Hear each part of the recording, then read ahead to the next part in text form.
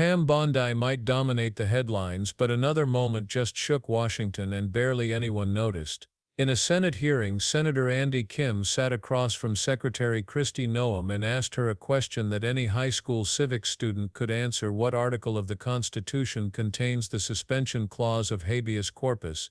Her answer: silence, hesitation, confusion. One by one the questions kept coming. Do you know which branch of government Article 1 applies to? Do you know who has the power to suspend habeas corpus? Each time her responses faltered, uncertain, off balance. It wasn't just awkward, it was chilling. Because here was a top law enforcement official, entrusted with enormous authority, unable to explain one of the most fundamental protections in American democracy. Senator Kim. Thank you, Chairman. Madam Hi, Senator. Secretary. A press release came out from the Department of Homeland Security a couple days ago. It said that members of Congress in New Jersey that went to the Delaney Hall ICE detention facility could, quote, could have just scheduled a tour. I guess I'd just like to hear from you if you can confirm that you understand that members of Congress by law are allowed to show up unannounced to conduct oversight visits of ICE detention facilities. Yes, they can conduct oversight, but Senator, what I would ask is that they understand that that doesn't mean they could show up with a mob with the intention to break in and assault law enforcement officers. That's what happened at Delaney Hall last week. You're familiar is that those individuals and those members of Congress were surrounded by criminals, creating criminal and perpetuating criminal acts. You understand that but when they you were show up already and ask for a within tour, the we've facility. facilitated every single tour that every member of Congress has wanted. We've always done that, and we have to, when we have a tour, also make sure that we've addressed security concerns and have enough staff and all of that, and we were accommodating that when those individuals showed up and they decided instead to break in.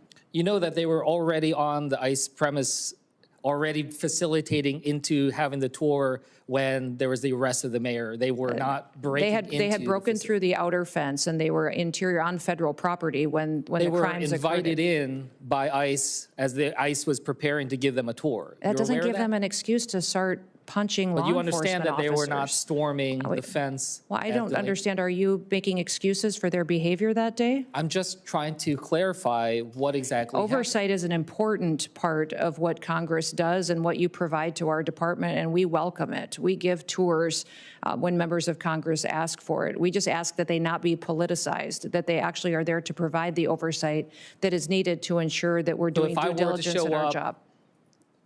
And if I were to show up at ICE detention facility unannounced, I would be let in. Yes, I would ask that you would be allowing us to secure the officers that we need to give you an appropriate tour, that we'd be able to cover the other bases and posts that they would have to leave to come and facilitate that. We may have to call other people in to help cover some of that because of the extra responsibilities, but we can do that. I've done this before. I just wanted to make sure I heard that from you. I wanted to just go back to something that was raised earlier about habeas corpus. Can you confirm to us that you understand that any suspension of habeas corpus requires an act of Congress?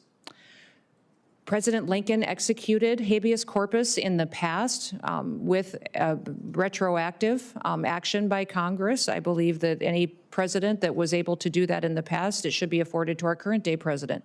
This president has never said he's going to do this. He's never communicated to me or his administration that they're going to consider suspending habeas corpus, but I do think the Constitution allows them the right to consider it.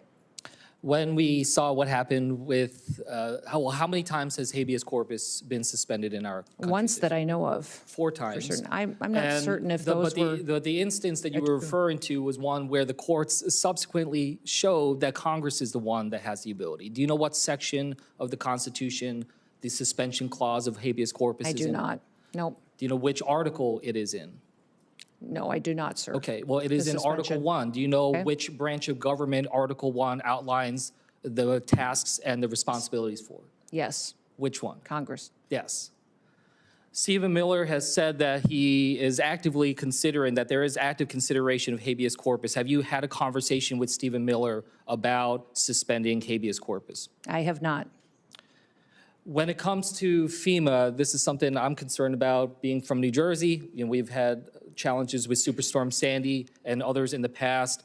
I was alarmed when I saw some reports that the acting head, Richardson, said last Thursday that he's about 80 to 85% done with the hurricane season plan, given that we are just days away from hurricane season beginning. I just wanted to ask you, is he done with his hurricane preparedness plan? He is working diligently with the employees at FEMA and are prepared for hurricane season. What you Have referenced. you seen this plan? Have you seen this plan? Is he Yes, I've been presented it to you? actively engaged in hurricane response and preparation. seen the We're plan? pre-staging people, pre-staging equipment. Is that We're plan making sure that something- we have tabletop exercise we're running through with all of our regions on what their response will be. It's been very extensive how we've laid out this plan. And What- will you be able to share what- that plan with this committee?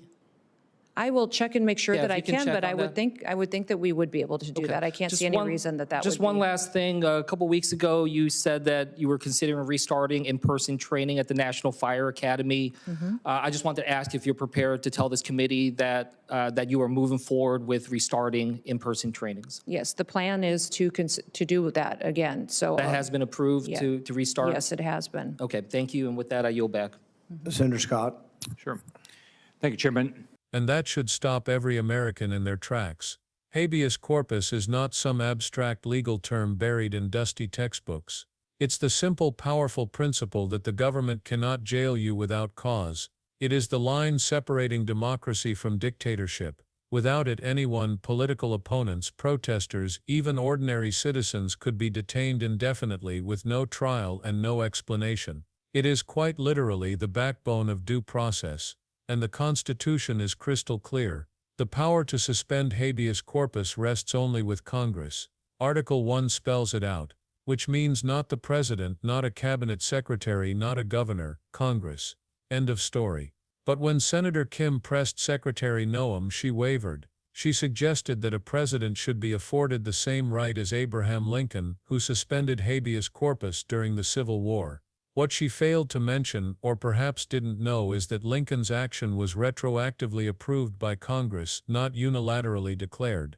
Even in the chaos of a civil war, the system of checks and balances still mattered. To casually suggest today's president should enjoy the same unchecked authority is not just wrong, it's dangerous. And that's the problem. This wasn't a simple slip of the tongue, it was a window into something much bigger, ignorance wrapped in power. When someone with sweeping authority over law enforcement doesn't grasp the limits of that authority, the danger isn't theoretical, it's real.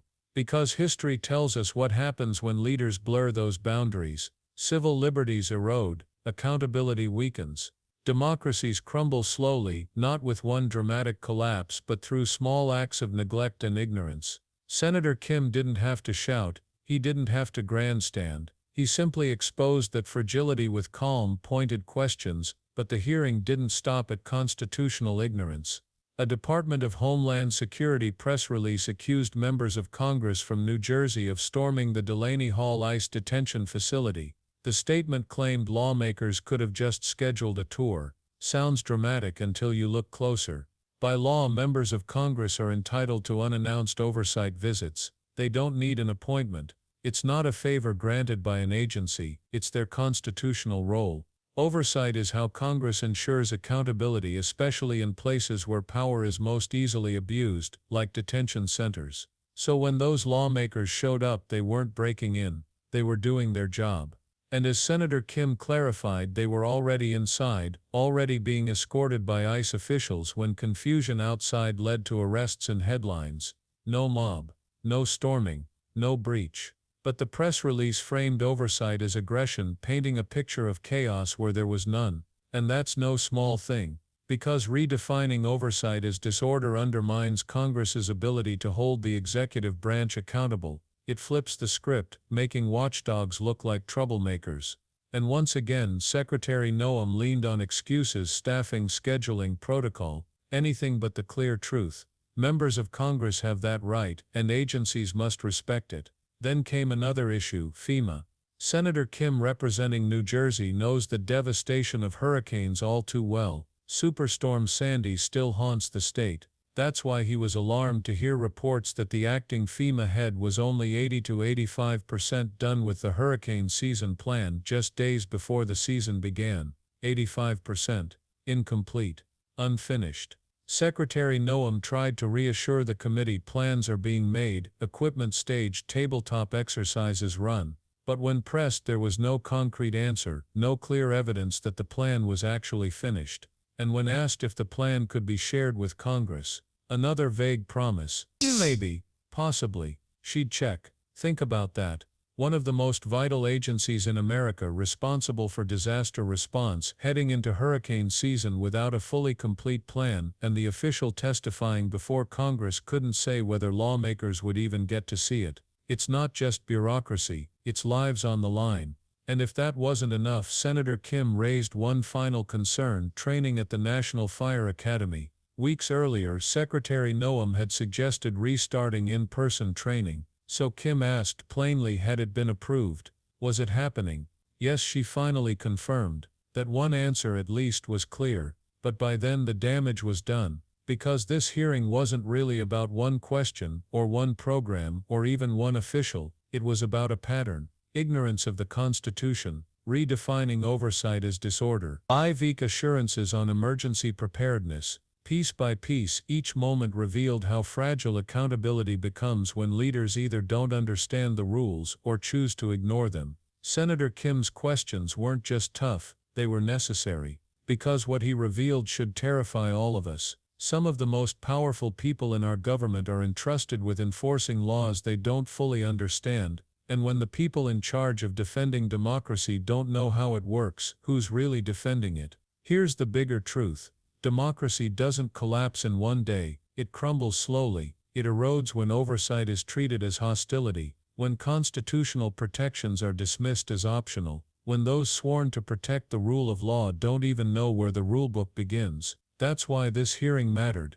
Even if it never made the cable news chyron, it mattered because Senator Kim exposed more than just Kristi Noem's shaky answers. He exposed a crack in the foundation, and if we don't pay attention, those cracks will widen. So, ask yourself, do you want leaders who understand the Constitution, or leaders who stumble over it? Do you want oversight respected or dismissed as chaos? Do you want FEMA ready for the next storm, or hiding behind unfinished plans? Because the answers to those questions won't just shape hearings in Washington, they'll shape the strength of our democracy. At Liberal Lens, we don't just replay the clips, we dig deeper, we connect the dots, we expose the cracks in the system that most people miss. If you believe the Constitution still matters in 2025, if you believe oversight is a right, not a courtesy, if you believe habeas corpus, the right to not be jailed without cause, is still worth defending, then share this video. Speak up, stay awake, subscribe and hit the bell, because these stories can't be ignored.